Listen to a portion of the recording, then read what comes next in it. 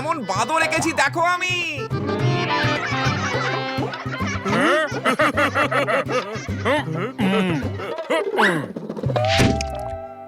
আরে গুলিদা, কোথায় নোংরা ফেলছো? অত ভাবছিস কেন? বাঁদর তো কলা খেতে ভালোবাসে। বাঁদরের থেকে বেশি বাঁদরামি তো তুমি করছো। এরকম যদি আরেকবার করো না তাহলে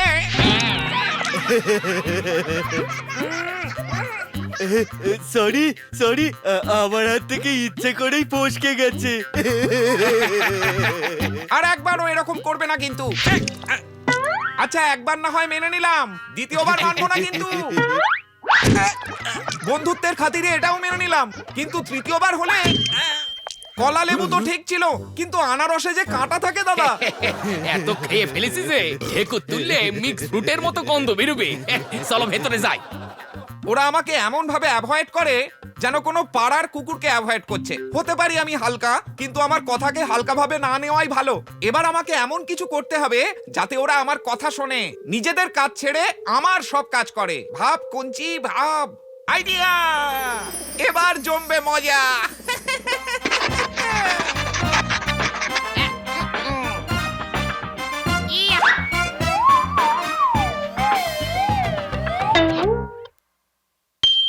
সিটি ফেলে দাও ওটা, পড়ার কিছু নেই। বাড়িতে এরকম অনেক পড়ে আছে। মাথা মোটা কথাকার, এটা একটা সিটি রে, সটি নয় যে অনেক পড়ে আছে তাই ফেলে দিব। তারা সিটিটা পড়া যাক। আমার প্রিয় নাতি কনসি, আমি তোর বাঁশ কাটি দাদু বলতাছি। তুই ঠিক আছিস তো? আরে বল না, বলছিস না কেন? বল। আরে সরি, আমি তো সিটিতে কথা বলছি। শোন, এটা ছেড়ে দিয়ে পড়। গলিয়ার তুবড়ি পটকা তোর কত খেয়াল রাখে, তোকে ওরা কখনো বিরক্ত করে না। তার উপর নিজের কাজ ছেড়ে তোকে কত সাহায্য করে। তাই আমি ওদের দুজনের জন্য জিলিপি আর কচুরি নিয়ে আসবো। কিন্তু ওরা যদি তোকে জ্বালাতন করে আর একবার আমাকে কইয়া এরকম দি, করবে না কিন্তু। তাহলে আমি সব জিলিপি আর কচুরি দোকানে গিয়ে ফেরত দিয়া দিমু। তোর প্রিয় দাদু বাঁশ কাঠি। জিলিপি আর কচুরি নিয়ে আসছেন? আমি ফ্রিজটা খালি করে আসি। জিলিপি আর কচুরি পাওয়ার একটাই উপায়, কনসিকে আমাদের খুশি করতে হবে। যদি কনসি দাদুকে বলে দেয় যে ওর আমরা খেয়াল রাখি না, দাদু তো আমাদের জিলিপি আর কচুরি না দিয়া সইলা যাবে। একটু আধটু খেয়াল তো রাখি, তাই একটু আধটু জিলিপিও পাবো। মাথায় গোবর পোড়া থাকলে এইরকমই লোকে কথা বলে। এই চুপ কর তুই।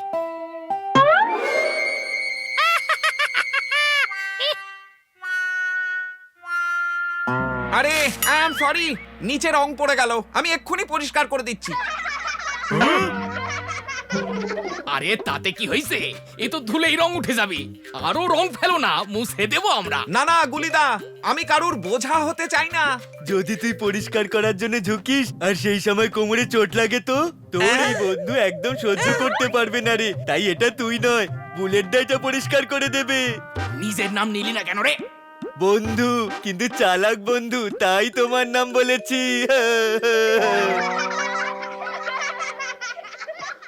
আরে কি কাণ্ড! টিভিতে একটা ডান্স শো দেখবো, কিন্তু লোডশেডিং হয়ে গেল। তুই আমাদের প্রাণের বন্ধু কনসি, কারেন্ট ছাড়াই তোকে তুবড়ি পটকা টিভি দেখাবো। যা ভাই যা, ওকে ডান্স শো দেখা। নিজের নাম বললে না কেন? নাম আমার গুলি রে, তোদের মতো লোককে বলে বলে গোল দেবো রে। আরে বাহ!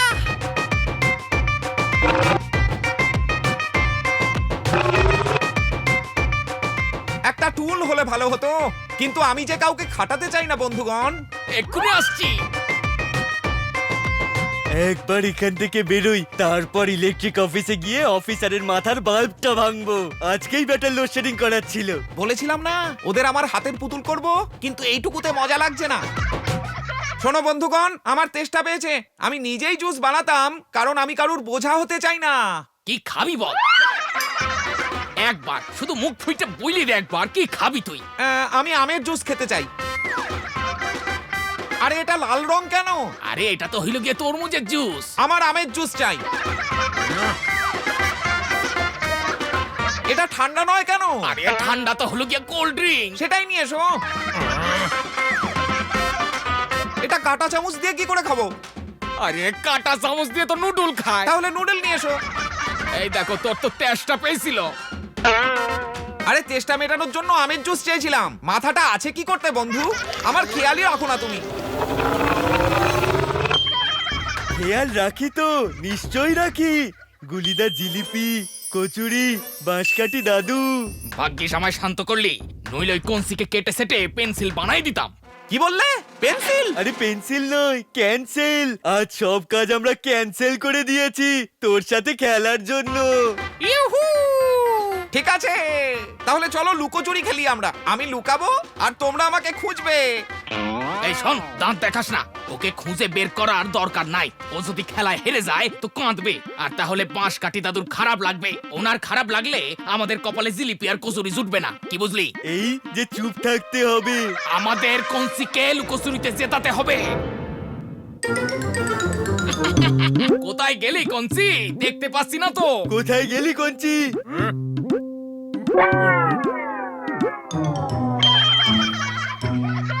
কোথায় গেলি কঞ্চি? দেখতে পাচ্ছি না তো। লুকোচুরিতে তুই ভালো 6-4 মারতে পারিস কঞ্চি। আরে 6-4 আবার লুকোচুরিতে কি করে হবে? তাহলে লুকোচুরিতে হয়টা কি শুনি? ছাড়ো, 6-4ই মারে হয়তো। কঞ্চি, কোথায় গেলি তুই? কি হলো গুলিদা? কিছু না, টুলে ধাক্কা খাইছি। আমি তো কঞ্চিকে দেখতেই পাচ্ছি না। কি হলো ভাই? কিছু না, বাসনে ধাক্কা খেয়েছি আমি।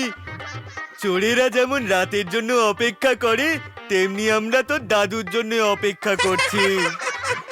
আরে ধৈর্য ধর, ধৈর্যের জিলিপি খুব মিষ্টি হয়। আরে গুলিদা, ধৈর্যের ফল মিষ্টি হয়।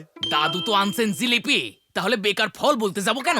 শোনো বন্ধুগণ, আমি বাইরে যাচ্ছি, কারণ আমি কারোর বোঝা হতে চাই না। আরে ভাই, আজ তুই যাই করিস না কেন, ক্ষমা করে দিব। তোর যা ইচ্ছা তাই কর। না আমরা তোর ওপর রাগ করব, না বকবো। খুব ভালোবাসি রে তরে। কি বলছো কি গুলিদা? তোমার ফেভারিট শার্ট ছিঁড়ে দিলেও তুমি রাগ করবে না? না।